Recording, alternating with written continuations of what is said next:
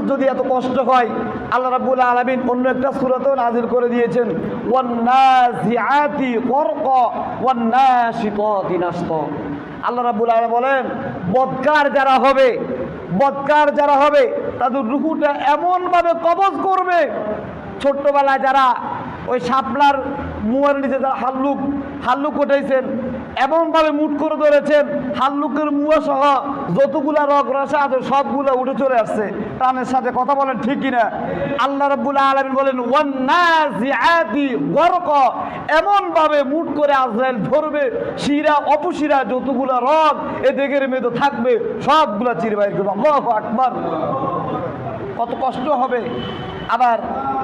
আবার মুমিনদের জন্য সুসংবাদ জানিয়ে দিয়েছেন, ইয়া আইয়াতুহান নাফসুল মুতমাইন্নাহ। আল্লাহ রাব্বুল আলামিন অন্য আয়াতে বলে দিয়েছেন, সালামুন কাওলাম মির রাব্বির রহিম। তাকে দাঁড় করানো হবে, তাকে দেখানো হবে আল্লাহ তোমাকে সালাম দিয়েছে। কন্যা সুবহানাল্লাহ।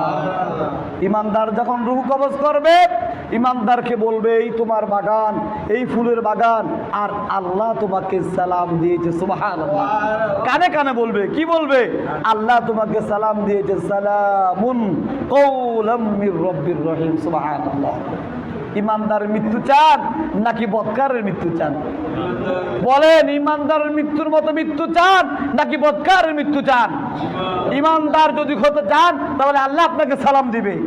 আর যদি বদকার হন, ওই যে ছোট্টবেলায় হাল্লুক যারা উঠেছেন, যেইভাবে মুট করে ধরছিলেন, হাল্লুকের প্রত্যেকটা শিখর এইভাবে টান দিয়ে উঠিয়ে ফেলেছেন, এইভাবে তার রূহটাকে আল্লাহ কবজ করে ফেলবেন। আল্লাহু আকবার। আল্লাহ রাব্বুল আলামিন আপনাকে আমাকে মানার বোঝার তৌফিক দান করুন। সকল বড় আমিন। ওয়া আখিরু আলহামদুলিল্লাহি রাব্বিল আলামিন। যারা পড়েছেন 4 রাকাত কাবলা সুমাদের জন্য